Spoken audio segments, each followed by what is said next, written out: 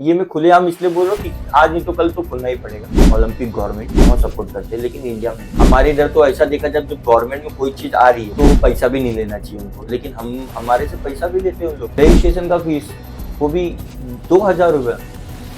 Government में आने के बाद रेडबुल तो फ्री में करा था, पीटी सूजते जो मैंने लिया था, तो पापा को पता लग गया कि यही पहन के जाके करता है, तो मैं ये फाड़ दूंगा तो जाएगा कैसा।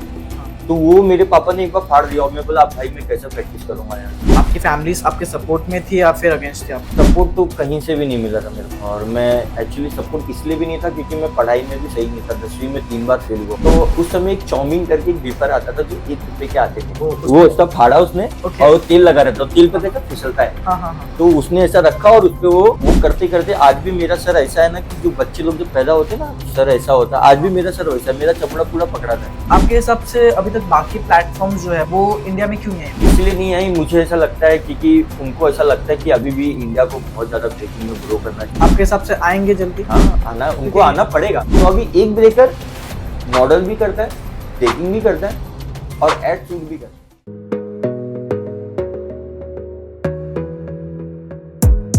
Gotta focus on yourself, on your faith, on your dreams, on your mind, on your health, yeah. You gotta work, never tell, keep your head down, find what you love and excel, yeah. Push and pull and repel any hate, go create what you want, feel compelled, yeah. And once you finally get a taste of the race, you'll never look back once you felt that.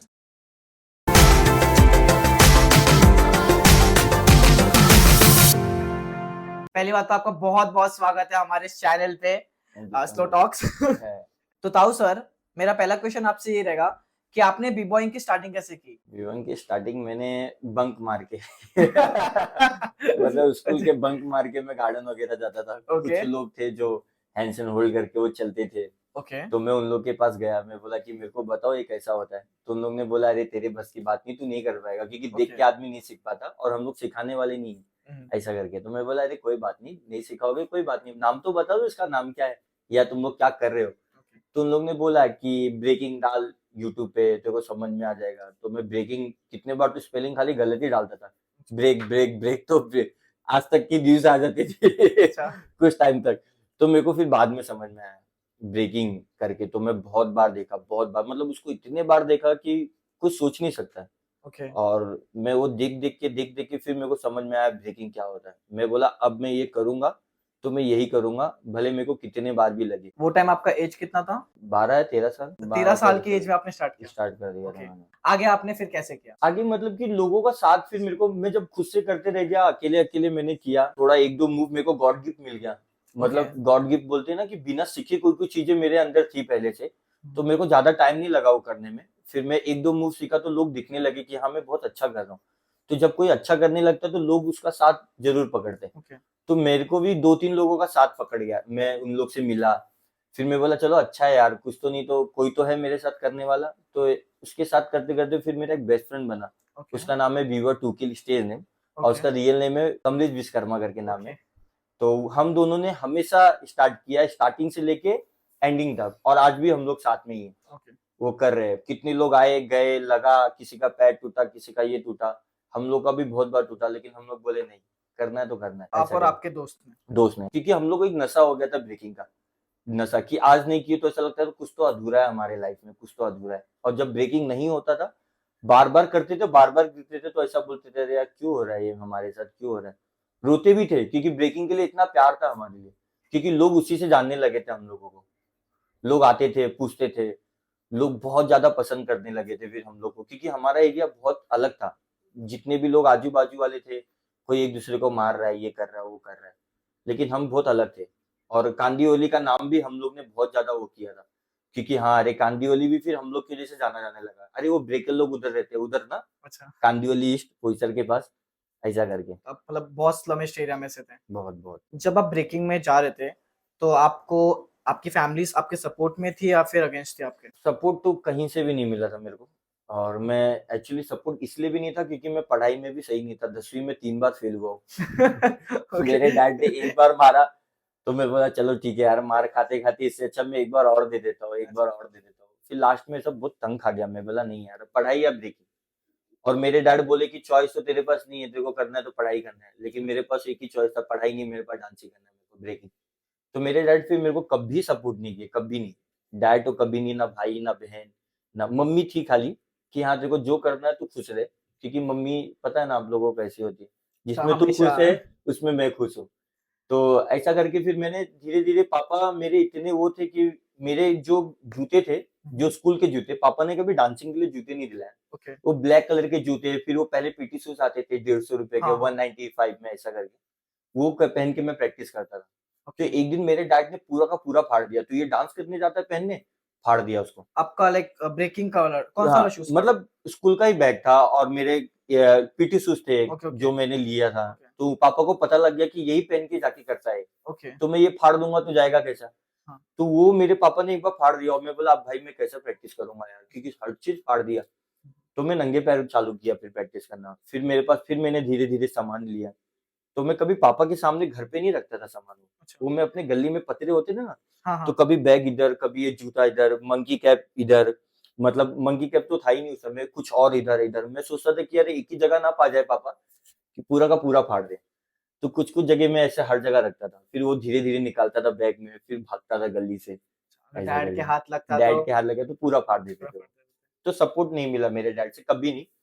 फिर उसके बाद तो फिर support मिलने लगा, क्योंकि पापा को लगने लगा कि हाँ बहुत अच्छा कर रहे हैं, लोग जान रहे हैं उसको, अच्छा अच्छे अच्छे लोग उसके पहचान में हैं, और बहुत लोग सपोर्टिंग भी करते हैं उससे, वो कमा रहा है, खा रहा है, कभी कभी घर को भी सपोर्ट करता है। अच्छा, मैंने कुछ ट्रैवलिंग भी किया है, पापा को बहुत ओके सारे वीडियो भी दिखाया है। मैंने ओके भोपाल में ओलंपिक में मैंने उतरा था, ओके उसमें मेरा पेपर में आया था, और तब मेरे डैड ने और भी सपोर्ट करने लगे। तो फर्स्ट टाइम मेरे डैड ने वो स्टोरी डाला था।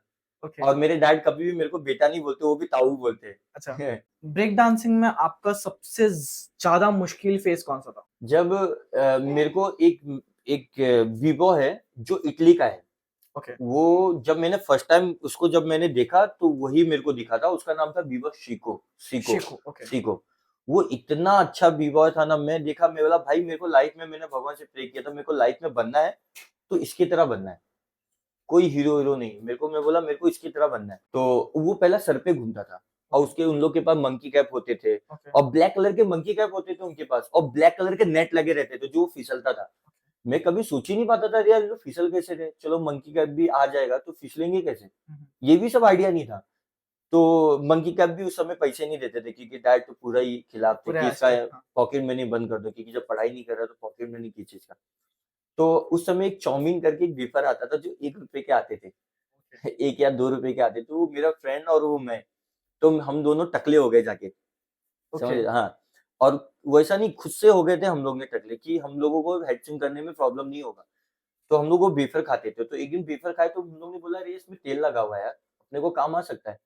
तो हम लोग ने एक दिन वेफर खाया, फिर एक दिन हम लोग ने ट्राई किया, मेरे दोस्त ने ट्राई किया, वो घूम गया, मतलब वो उसमें ऐसा फाड़ा उसने, ओके और वो तेल लगा रहता है, तेल पे हाँ हाँ कैसा फिसलता है, हाँ हाँ हाँ तो उसने ऐसा रखा और उसपे वो एक बार घूम ओके गया ऐसे उसको करके, उल्टा करके ना उल्टा हाँ करके हाँ घूम समझा गया। तो मैं बोला यार सही है यार, अभी यही करते हैं अपन।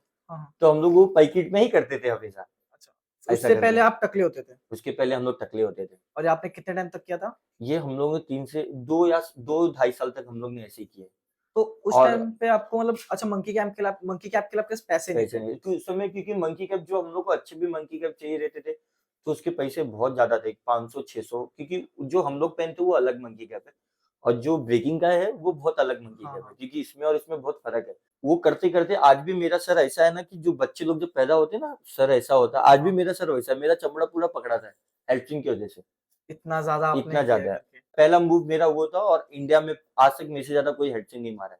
मैंने ओके 70 राउंड मारा है मतलब बिना हैंड लगाए, सबसे ज्यादा इंडिया में सबसे ज्यादा। मैंने हेलमेट से सीखा, हाँ हाँ क्योंकि इंडिया में ऐसा था कि कहीं भी हम लोग शो करने जाते तो कारपेट था, तो कारपेट पे आदमी घूमे तो घूमे कैसा, हाँ हाँ अब वेफर को रख के कैसा घूम सकते हैं हम हाँ लोग।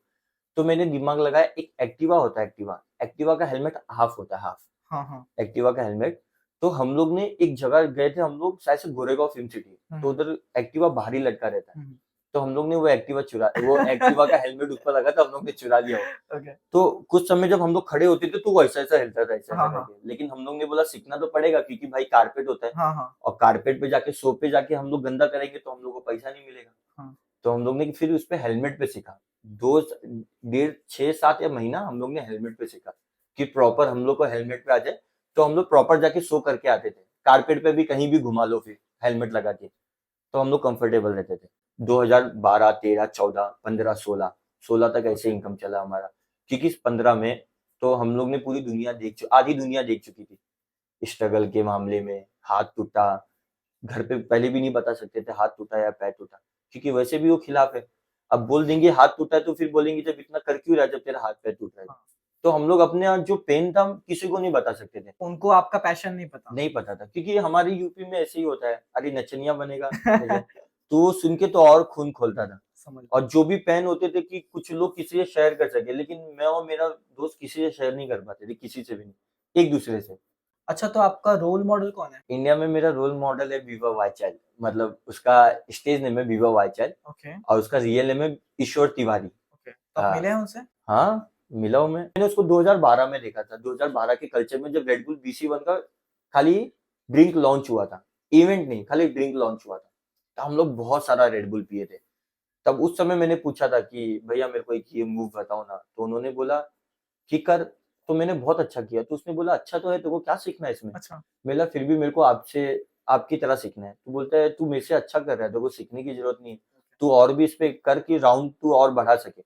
वो उन लोगों को बहुत सपोर्ट करता है जो रेड बुल फैमिली में है, जो रेड बुल जो भी जितने भी ब्रेकर लोग हैं, जो भी सीखना चाहते हैं ब्रेकिंग, वो हमेशा बोलता है अरे आ जाओ प्रैक्टिस करते। उसका खुद का स्टूडियो, मतलब उसको रेड बुल स्टूडियो देता है प्रैक्टिस करने को। आप ब्रेक डांसिंग से कभी नॉर्मल डांसिंग ट्राई क्यों नहीं किया आपने? किया है, ऐसा नहीं कि मैंने नहीं किया है। मैंने आपको पहले भी बोला कि हिप हॉप ब्रेकिंग ही है, ऐसा नहीं है, अलग नहीं है, सब सेम ही है, बट पैशन अलग है लोगों का। जैसे कि मैं ऐसा बोल सकता हूँ कि कोई बॉलीवुड वाले लोग हैं और डांसिंग वाले लोग हैं, और हिप हॉप वाले लोग हैं, बॉलीवुड वाले लोग हैं, ब्रेकर वाले लोग हैं।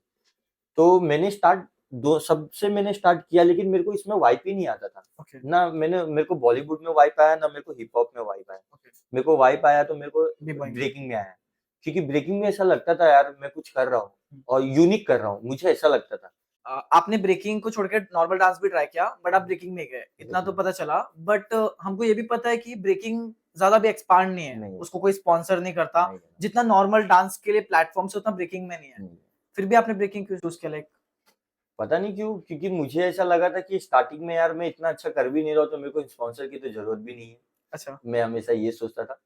और स्पॉन्सर आदमी तभी करता है जब चीजें हाई होती है, या उसकी जो लाइनअप होती है वो हाई होती है, तो लोग स्पॉन्सर करते हैं।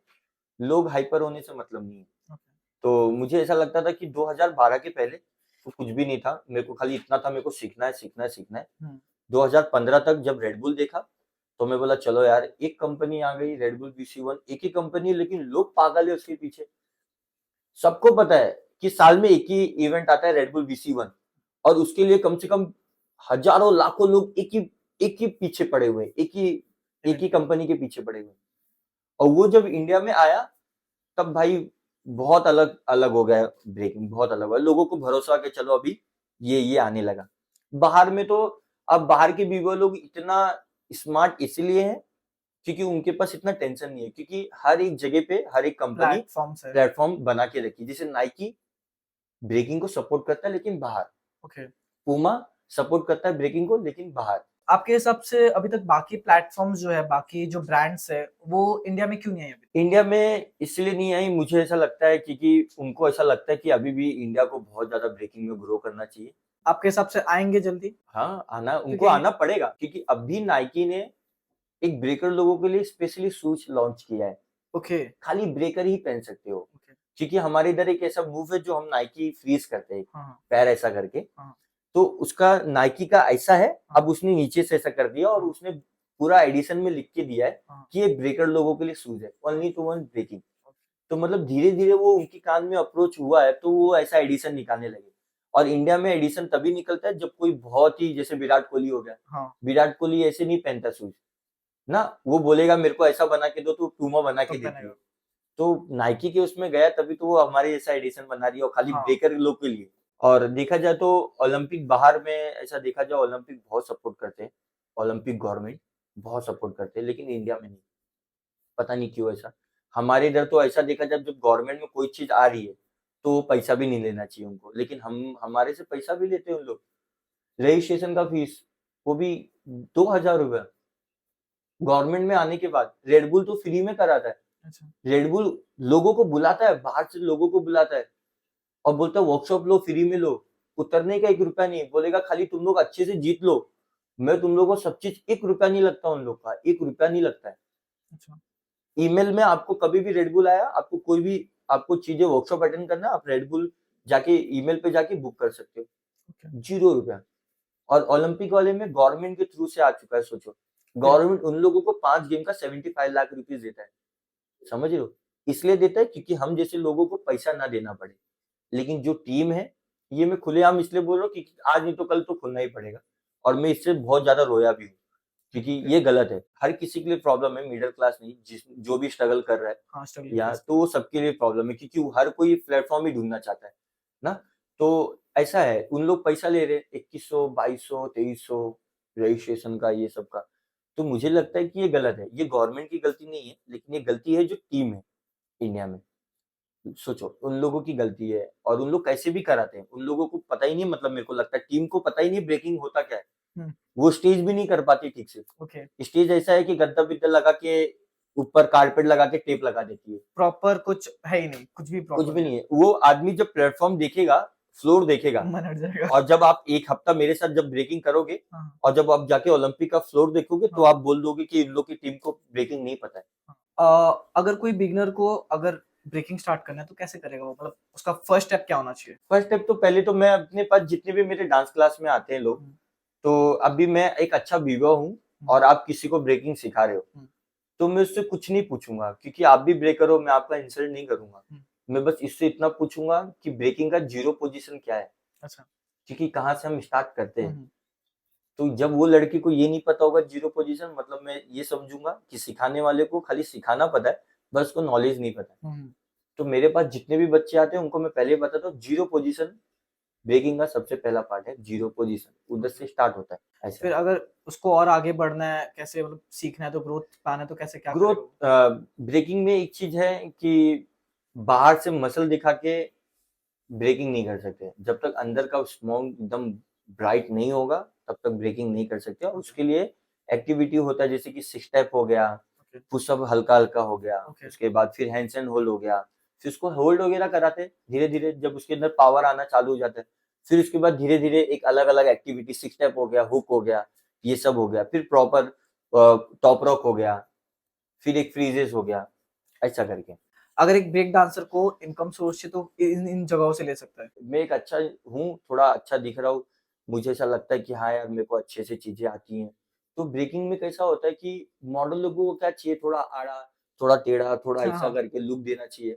तो ब्रेकिंग में कैसा होता है, कोई हैंडसेन पे होल्ड करके कर रहा है, तो उसके पूरे कपड़े शो कर रहे हैं, अच्छा। जूते से लेके मंकी कैप तक। तो कंपनी बोलती है अरे यार कितना अच्छा मूव कर रहा है, लोग एक्टिव हो रहे हैं उसके लिए, तो ब्रेकिंग को बुलाओ, ब्रेकर लोगों को बुलाओ। तो ब्रेकर लोग धीरे धीरे हैंडसेन होल्ड, फिर एकदम लंबे लंबे लोग ऐसे करके, थोड़ा उन लोगों का लुक भी बहुत अलग होता है ना, तो उन लोग अलग ही लुक वाले लोगों को करते हैं। तो अभी एक ब्रेकर मॉडल भी करता है, ब्रेकिंग भी करता है, और एड शूट भी करते हैं। सर आपका बहुत बहुत थैंक यू सो मच, मतलब कि आप यहाँ पर आए, मुझे बहुत अच्छा लगा, और ऐसे आप आगे बढ़ते रहिए नायगांव में, और आपके अच्छे अच्छे क्लासेस खुले, तो ऐसे और भी बहुत से नए नए वीडियोस आते रहेंगे। तब तक के लिए चैनल को लाइक कीजिए, सब्सक्राइब कीजिए, और जितना हो सके उतना शेयर कीजिए।